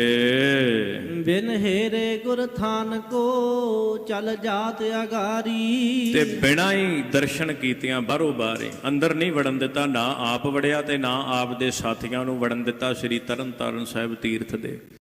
ਤੇ ਛੇਤੀ ਦੇ ਨਾਲ ਉਹਨਾਂ ਨੂੰ ਦਬਕਾ ਮਾਰ ਕੇ, ਕਿਉਂਕਿ ਨੌਕਰ ਸਨ, ਜਿਹੜਾ ਨੌਕਰ ਹੋਵੇ ਉਹ ਅਧੀਨ ਹੁੰਦਾ, ਉਹਨੂੰ ਮੰਨਣੀ ਪੈਂਦੀ। ਤੇ ਅਧੀਨ ਹੋਏ ਨੌਕਰਾਂ ਨੇ ਉਸੇ ਵੇਲੇ ਗੱਲ ਸੁਣੀ ਤੇ ਛੇਤੀ ਦੇ ਨਾਲ ਚੱਲ ਪਏ, ਤੇ ਤਰਨ ਤਾਰਨ ਸਾਹਿਬ ਦੇ ਦਰਸ਼ਨ ਕੀਤੇ ਤੋਂ ਲਾਹੌਰ ਤੁਰ ਪਏ। ਜਾਏ ਪਹੁੰਚਿਓ ਹੇ ਹਰੀ ਉਤਰਿਓ ਮਦ ਭਾਰੀ। ਜਾ ਕਰਕੇ ਹੇਹਰ ਪਿੰਡ, ਜਿੱਥੇ ਇਹਦੇ ਸਹੁਰੇ ਸਨ, ਲਾਹੌਰ ਜ਼ਿਲ੍ਹਾ ਹੈ, ਲਾਹੌਰ ਜ਼ਿਲ੍ਹੇ ਦੇ ਵਿੱਚ ਇਹ ਪਿੰਡ ਆਉਂਦਾ ਹੈ, ਉੱਥੇ ਇਹਦੇ ਸਹੁਰੇ ਸੀ। ਤੇ ਸਹੁਰਿਆਂ ਦੇ ਘਰ ਦੇ ਵਿੱਚ ਹੀ ਇਹਨੇ ਸਤਿਗੁਰੂ ਸਾਹਿਬ ਜੀ ਦੇ ਪਾਵਨ ਪਵਿੱਤਰ ਅਸਥਾਨ ਡਿੱਠੇ ਸਭੇ ਥਾਵ ਨਹੀਂ ਤੁਧ ਜੇਹਿਆ, ਬਦਹੁ ਪੁਰਖ ਵਿਦਾਤੇ ਤਾਂ ਤੂੰ ਸੋਹਿਆ। ਜਿਹੜਾ ਹਰਮੰਦਰ ਸਾਹਿਬ ਬਣੇ ਸੀ ਨਾ, ਬਿਲਕੁਲ ਇਨ ਬਿਨ ਹਰਮੰਦਰ ਸਾਹਿਬ ਇਹਨੇ ਹੇਹਰ ਪਿੰਡ ਵੀ ਬਣਾਇਆ। ਤੇ ਜਦੋਂ ਕਾਬਲ ਕੰਧਾਰ ਤੋਂ ਸੰਗਤਾਂ ਆਉਣੀਆਂ, ਇਹਨੇ ਰਸਤੇ ਵਿੱਚ ਹੀ ਰੋਕ ਲੈਣੇ ਵੀ ਹਰਮੰਦਰ ਸਾਹਿਬ ਇਹੋ ਹੀ ਆ। ਅਗਾਂਹ ਉਹਨਾਂ ਨੇ ਝੂਠਾ ਬਣਾਇਆ, ਤੇ ਉੱਥੇ ਇਹ ਆਪਣਾ ਟਿਕਾਣਾ ਬਣਾ ਕੇ ਬੈਠਾ ਹੋਇਆ ਸੀ। ਇਹਦੇ ਸਹੁਰਿਆਂ ਦਾ ਘਰ ਸੀ, ਉੱਥੇ ਹੀ ਇਹਦਾ ਜਿਹੜੀ ਮੌਤ ਹੋ ਜਾਂਦੀ, ਤੇ ਉੱਥੇ ਅੱਜ ਵੀ ਇਹਦੀ ਸਮਾਧ ਬਣੀ ਹੋਈ ਹੈ। ਬਹੁਤ ਵੱਡੀ ਜਾਇਦਾਦ ਉਸ ਥਾਂ ਦੇ ਨਾਂ ਤੇ ਅੱਜ ਵੀ। ਤੇ ਇਹਨੇ ਸੋਚਿਆ, ਕਹਿਣ ਲੱਗਾ, ਕਹਿੰਦਾ ਵੀ ਇਹ ਅਸਥਾਨ ਹੇਹਰ ਜਿਹੜਾ ਸੀ, ਉਸ ਪਿੰਡ ਦੇ ਵਿੱਚ ਜਿਹੜਾ ਨੇ ਸਥਾਨ ਬਣਾਇਆ ਸ੍ਰੀ ਹਰਿਮੰਦਰ ਸਾਹਿਬ ਨਾਲ ਦਾ, ਨਕਲੀ ਬਣਾ ਕੇ ਬੈਠਾ ਹੋਇਆ ਸੀ ਸੰਗਤਾਂ ਨੂੰ ਭਰਮਾਉਣ ਵਾਸਤੇ। ਉੱਥੇ ਜਾ ਕੇ ਆਪਣੇ ਸਾਥੀਆਂ ਨੂੰ ਕਹਿੰਦਾ ਵੀ ਇਹ ਸਥਾਨ ਪਾਕ ਪਵਿੱਤਰ ਹੈ। ਪਰ ਵੇਖੋ ਮੱਤ ਮਾਰੀ ਗਈ ਇਹਦੀ, ਵੀ ਜਿਸ ਅਸਥਾਨ ਨੂੰ ਅਕਾਲ ਪੁਰਖ ਸੱਚੇ ਪਾਤਸ਼ਾਹ ਨੇ ਆਪ ਬਣਾਇਆ ਹੋਵੇ, ਹਰ ਮੰਦਰ ਹਰ ਸਾਜਿਆ, ਉਹ ਹਰਿਮੰਦਰ ਜਿਹਨੂੰ ਪਰਮੇਸ਼ਰ ਨੇ ਆਪ ਸਾਜਣਾ ਕੀਤਾ, ਉਹਦੇ ਵਰਗਾ ਹੋਰ ਬਣਾਉਣਾ ਕੋਈ ਸੌਖੀ ਗੱਲ ਹੈ?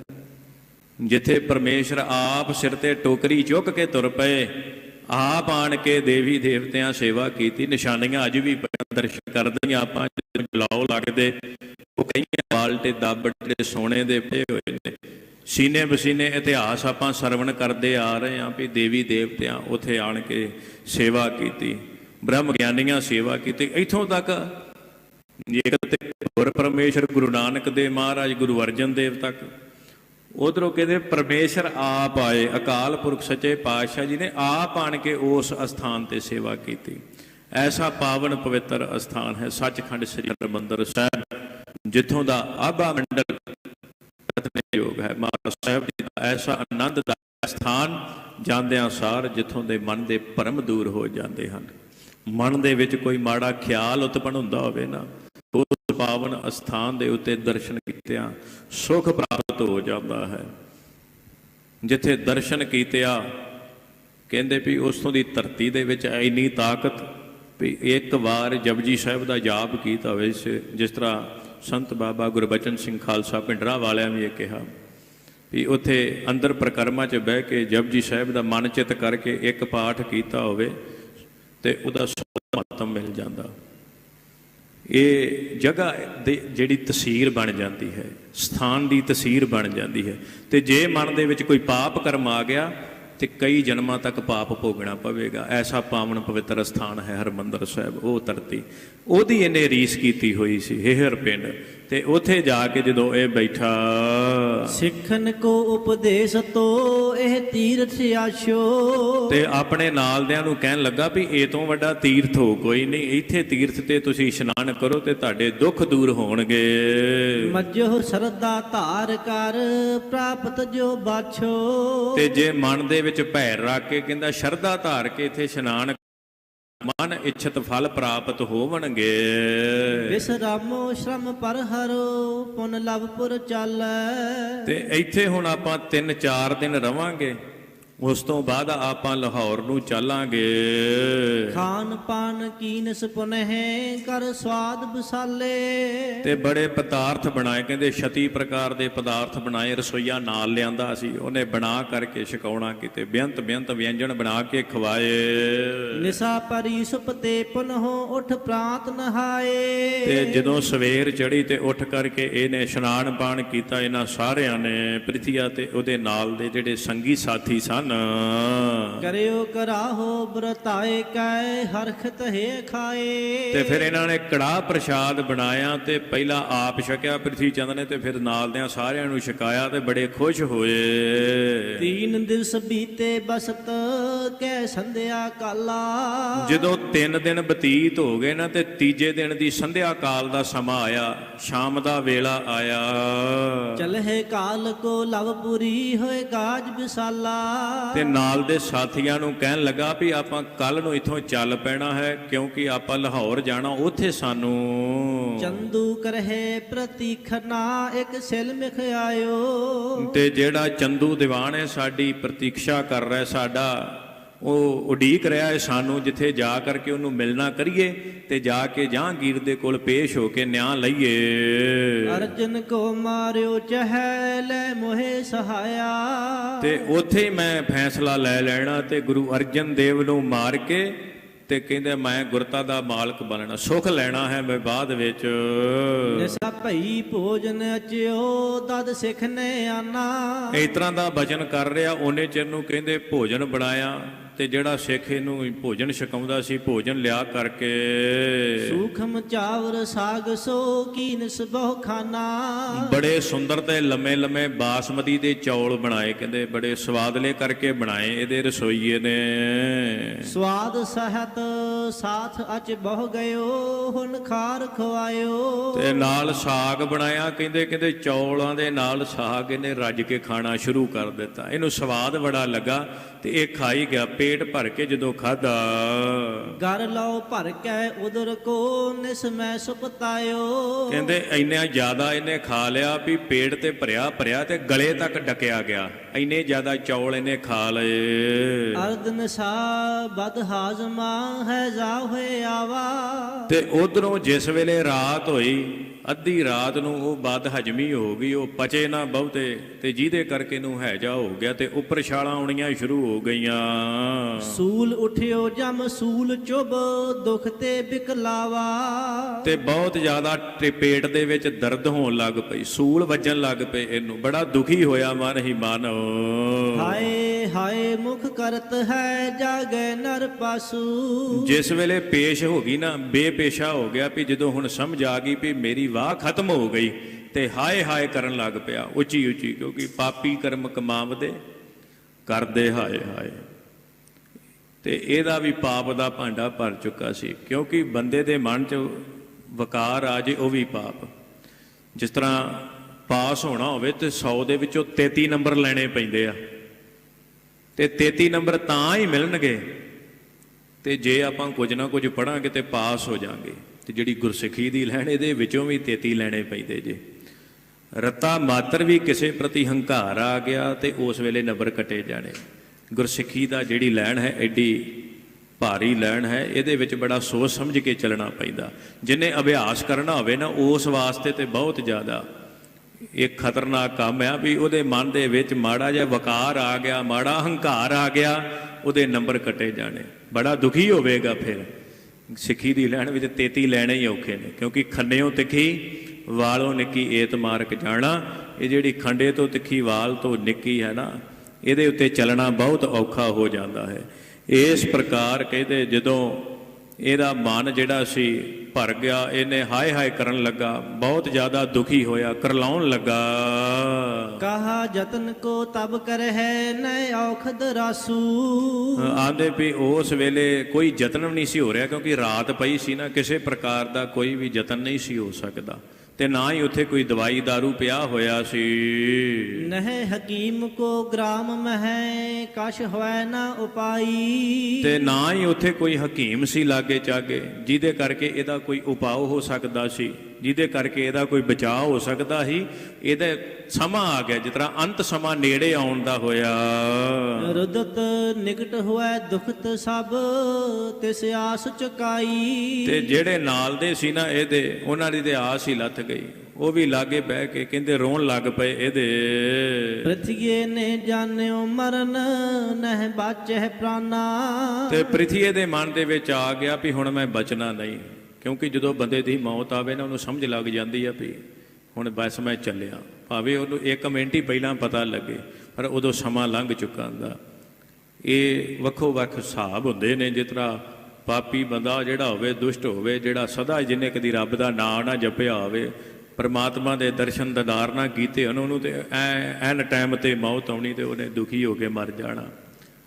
ਜਿਹੜਾ ਜਗਿਆਸੂ ਹੁੰਦਾ ਉਹਨੂੰ ਕੁਝ ਦਿਨ ਪਹਿਲਾਂ ਪਤਾ ਲੱਗ ਜਾਂਦਾ, ਜਿਹੜਾ ਸਾਧੂ ਹੁੰਦਾ ਉਹਨੂੰ ਕੁਝ ਮਹੀਨੇ ਪਹਿਲਾਂ ਪਤਾ ਲੱਗ ਜਾਂਦਾ, ਜਿਹੜਾ ਬ੍ਰਹਮ ਗਿਆਨੀ ਹੁੰਦਾ ਉਹਨੂੰ ਪਹਿਲਾਂ ਹੀ ਪਤਾ ਹੁੰਦਾ, ਕਿਉਂਕਿ ਉਹ ਤ੍ਰਿਕਾਲਦਰਸ਼ੀ ਹੁੰਦੇ ਨੇ, ਉਹ ਬ੍ਰਹਮ ਆਤਮਾ ਹੋ ਜਾਂਦੇ ਹਨ।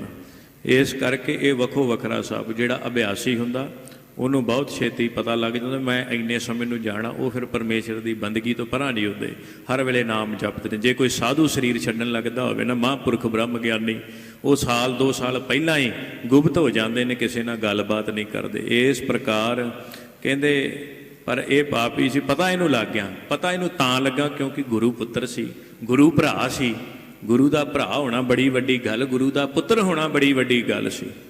ਇਸ ਕਰਕੇ ਇਹਨੂੰ ਪਤਾ ਲੱਗ ਗਿਆ ਵੀ ਮੇਰਾ ਅੰਤ ਸਮਾਂ ਆ ਗਿਆ। ਅੰਤ ਸਮੇਂ ਨੂੰ ਸੋਚਦਾ ਹੋਇਆ ਸਿੱਖ ਦਾਸ ਗਨ ਅਸਭਾਗ ਬਖਾਨਾ। ਜਿਹੜੇ ਇਹਦੇ ਨਾਲ ਦੇ ਦਾਸ ਸਿੱਖ ਸਨ ਨਾ, ਉਹ ਇਹਦੇ ਸੇਵਕ ਸਨ, ਉਹਨਾਂ ਨੂੰ ਇੱਕ ਬਚਨ ਕਰਨ ਲੱਗਾ, ਅਬ ਮੇਰੋ ਪਰਲੋਕ ਹੈ ਰੁਜ ਵਧਿਓ ਬਸਾਲਾ। ਤੇ ਹੁਣ ਮੈਂ ਪਰਲੋਕ ਨੂੰ ਚਲੇ ਜਾਣਾ, ਹੁਣ ਮੈਂ ਬਚਣਾ ਨਹੀਂ।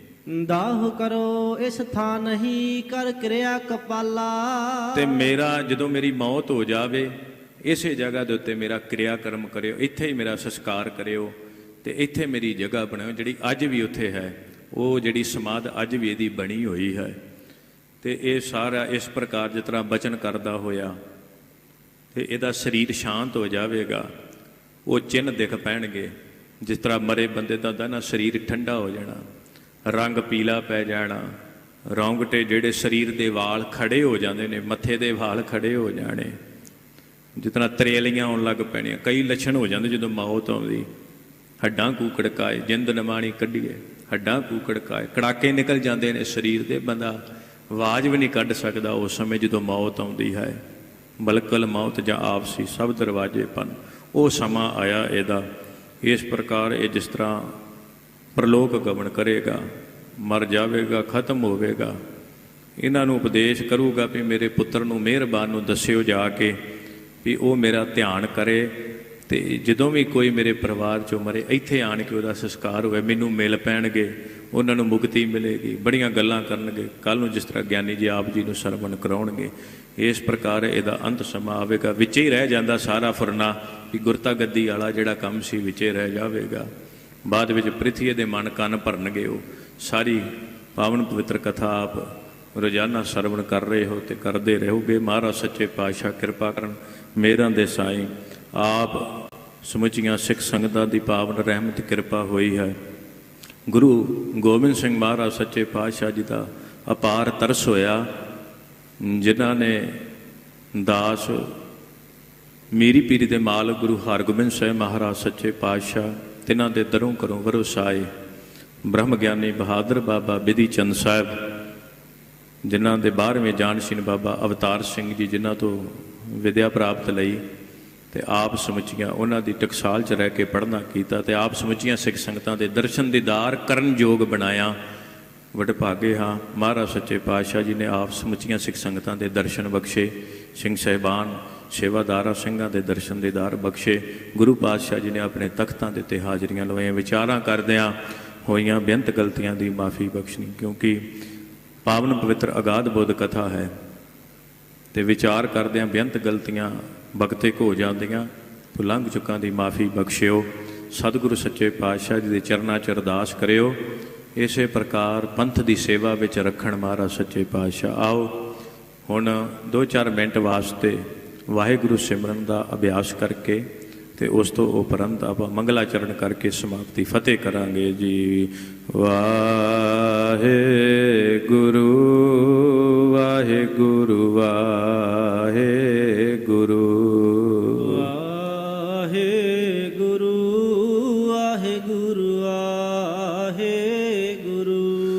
ਵਾਹਿਗੁਰੂ ਵਾਹਿਗੁਰੂ ਵਾਹਿਗੁਰੂ ਵਾਹਿਗੁਰੂ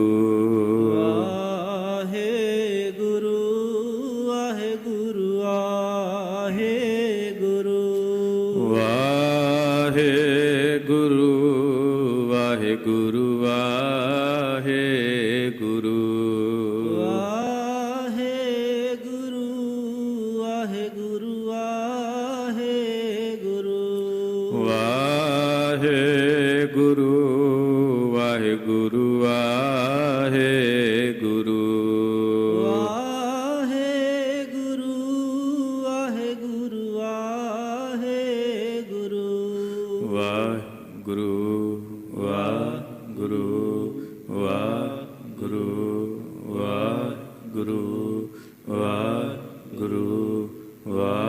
ਵਾਹਿਗੁਰੂ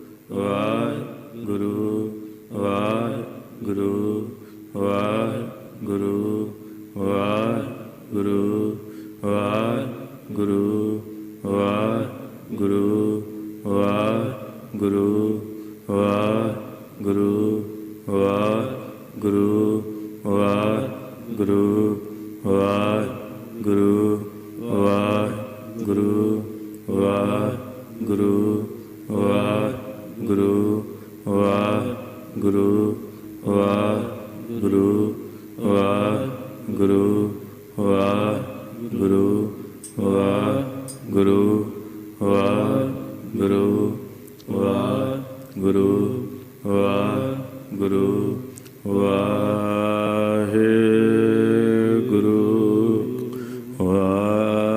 ਵਾਹਿਗੁਰੂ ਵਾਹਿਗੁਰੂ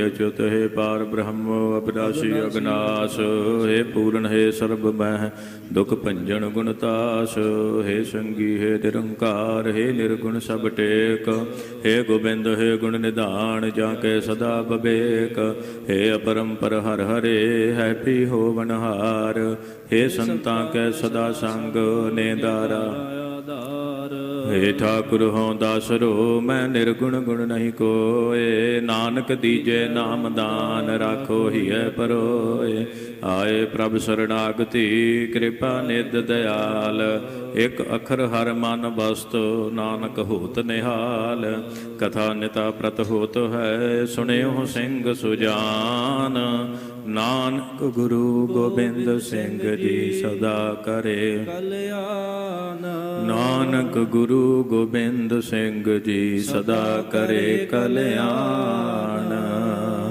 वाहिगुरु जी का खालसा वाहिगुरु जी की फतेह।